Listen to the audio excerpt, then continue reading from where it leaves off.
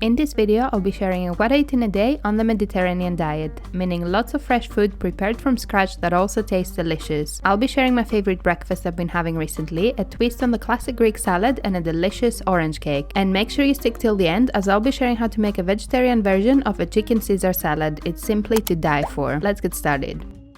Before my breakfast, I fancied a smoothie as the weather has been so nice recently, and in my opinion, there's nothing better than a fresh smoothie on a sunny day. To make it, I started by adding some frozen spinach to my blender. I then added about 200 ml of oat milk and then a heaped cup of frozen berries. For sweetness, I'm adding a banana, and for some extra fiber, a tablespoon of flaxseed.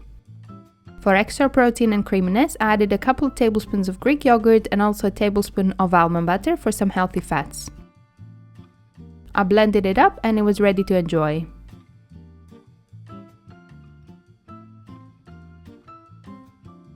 I just did a workout, that's why I look like this. I did a quick 15-minute workout. I follow the pregnancy and postpartum TV workouts because they're free on YouTube, and based on my energy levels and the time I have on any day, I just choose one and do it. They are achievable, so that's perfect for right now because I feel like my fitness has definitely dropped since being pregnant. So yeah, let's have some of this. It's good. You can definitely taste the almond butter, and I love almond butter, so yeah, it just makes it so nice, so creamy. And I'm really trying to focus on nutrition. So yeah, these past few months I haven't been eating the best, so today I'm focusing on healthy food, lots of fresh fruits and vegetables, and as much high protein as I can, because I know that makes me feel my best, and I know that keeps me full. It helps with my cravings as well, because I've been eating so many sweet things. I feel like, yeah, and croissants. I've been eating so many croissants, which there's nothing wrong with croissants, but I've been having them every single day. And I'm at the point where I eat it and it makes me feel so bad after. So it's not even worth the taste because you feel so bad after. So yeah, if you want to see some healthy meal ideas, just keep watching. And for my main breakfast, we're making my latest obsession, which is a spin on the classic avocado toast and a spin on the Spanish pan con tomato. I started by toasting a couple slices of bread, and while they're toasting, I'm cutting half an avocado, scooping it out, and then mashing it with my fork. I season with salt and pepper and also squeeze some lemon juice. And now I'm prepping my tomato for the pan con tomato, which is so simple to make. I'm just grating a tomato, making sure I leave the skin behind. I'm also getting a couple of basil leaves and washing them to top my toast with. And now my toast is ready, so I added my bread to my plate, and for one slice I'm topping it with the tomato. I drizzle some olive oil, season with salt, and then topping with a bit of ricotta for some extra protein. For my other slice, I'm adding the avocado and spreading it evenly. I then topped with some za'atar and my basil leaves. I finish with a drizzle of olive oil, and my breakfast is ready.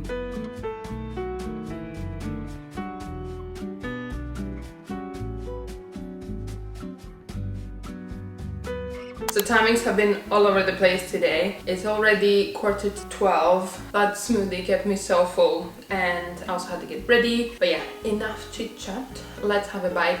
I've been obsessed with this combination of avocado with the za'atar and the basil, and the other toast with pan con tomato, and then on top ricotta, because it works so well. And I love pan con tomato alone, but when you add the ricotta, it's just more creamy and it adds a bit more protein. I'm salivating. It's so, I know it will be good. And I did a drizzle of olive oil on top just to absorb all the nutrients. So let's have a bite.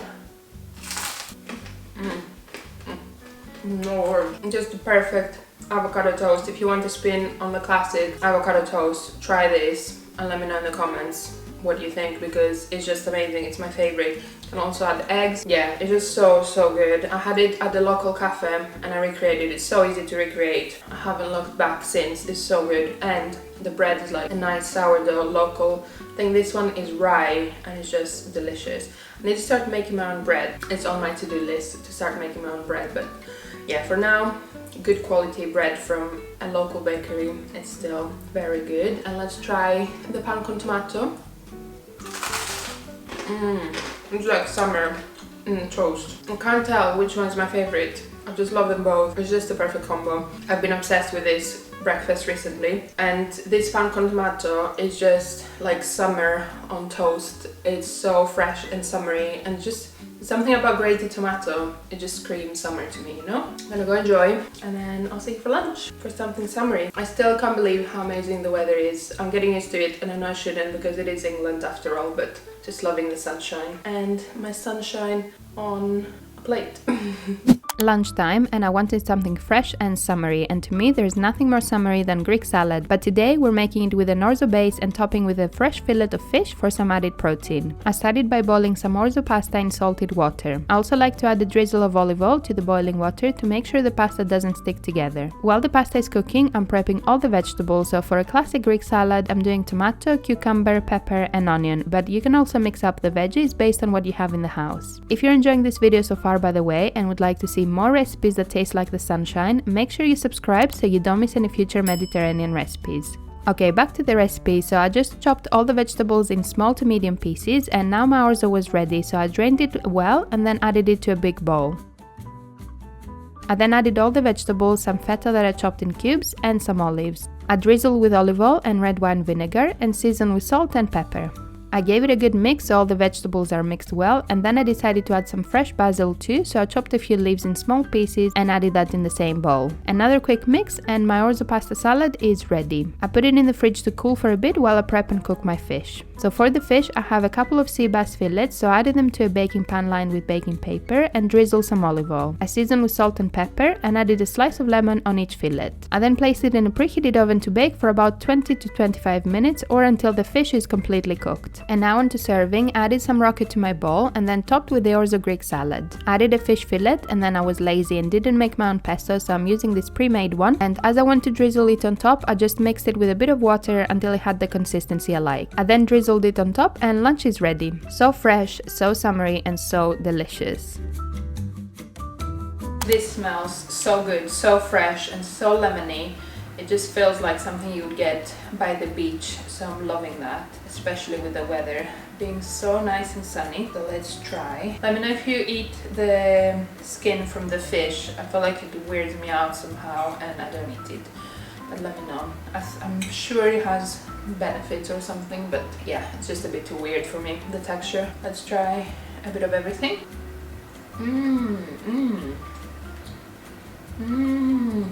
That was such a great bite because it had a bit of everything, a bit of fish, a bit of feta, gave that tangy taste that I love. The pesto as well is so good. Just squeezing all the lemon on top because you know me, I love my lemon. It's so good. I'm actually not the biggest fan of fish. I find it a bit, don't like it, but obviously it is quite healthy for you. So I try to find ways to disguise it in some sort of sense, and the pesto and the feta is just doing that. It's like you're having it, you're having the benefits, but if you don't like fish like me, I'm sure you'll enjoy this.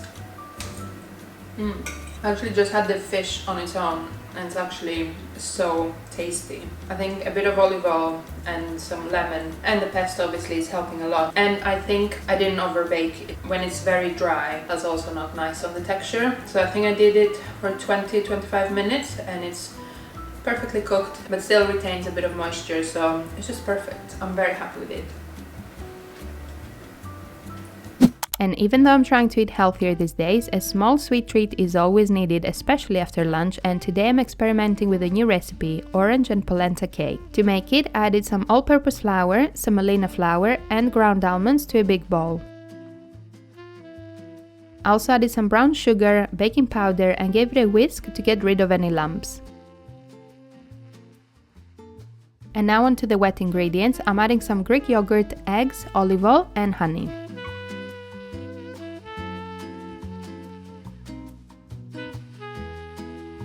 And for the orange flavoring, I'm doing both orange zest and orange juice. So I started by zesting a couple of oranges using my grater.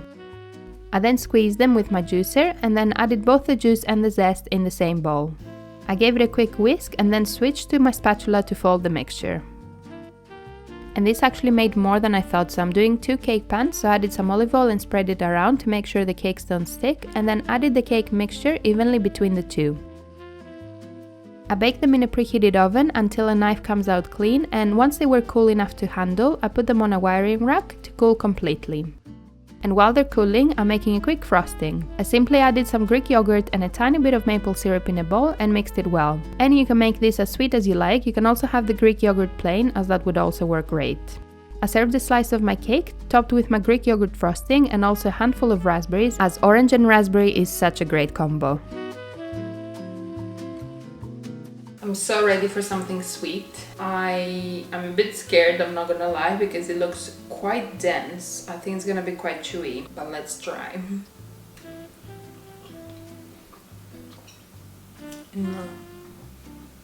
It is very tasty, but I'm not sure about the texture. I think it needs to be a bit more fluffy, for my liking at least. But it's the first time I've made this cake and I just completely made it up. It is quite dense, but it's not that chewy. I think I like it.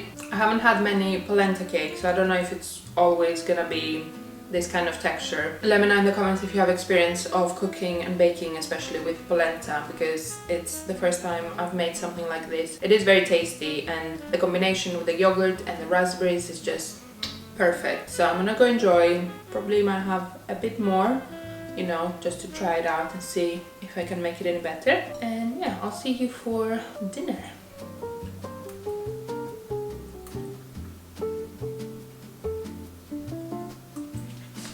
For dinner, I'm so excited to share this recipe as it turned out so good. It's a Caesar salad but made with tempeh for that yummy plant-based protein. I started by making my tempeh, so I just chopped them up in medium-sized slices. To make them nice and crispy, I'll be using panko breadcrumbs, so I added some in a little bowl. I'm also cracking an egg in a separate bowl to dip the tempeh in first so the breadcrumb can stick to it. But if you want to keep it vegan, you can also use plant milk instead. For spices, I'm using garlic, paprika, and Italian-style seasoning, so I'm adding about a teaspoon of each to the breadcrumbs, seasoning with salt and pepper, and giving it a good mix.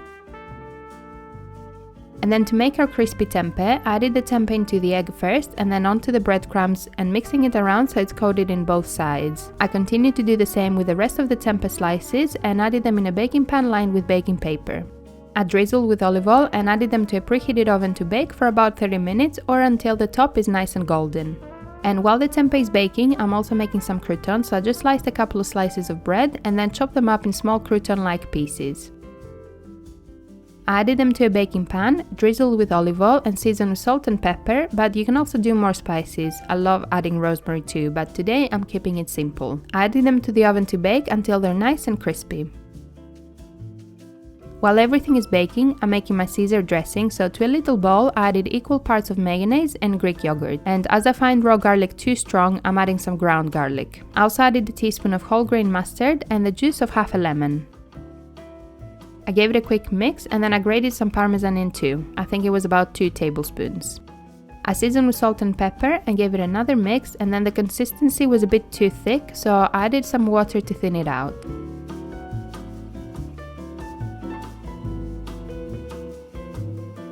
I also decided to add some red wine vinegar, so I added that in too and gave it a final mix. And now my tempeh was ready, so I chopped it up in slices. All the recipes are in the description box below, by the way. To serve, I added some lettuce to my bowl and topped with the dressing. I then added my tempeh slices and some of the croutons. I grated some parmesan and my vegetarian Caesar salad is ready.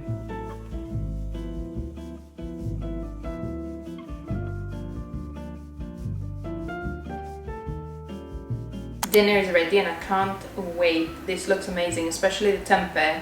It looks like fried chicken, so I have high expectations. Also, I tried the Caesar dressing and it was delicious, so I know at least one element of the salad will be good.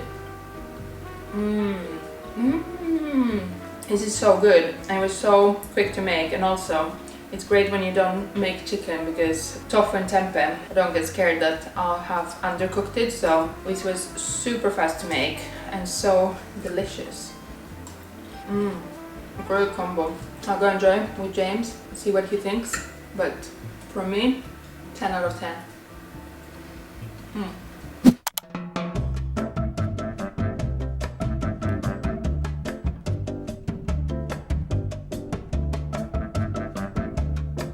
If you enjoyed this video and would like to see a spring inspired what I eat in a day, you can check out this video, and I'll see you in the next one.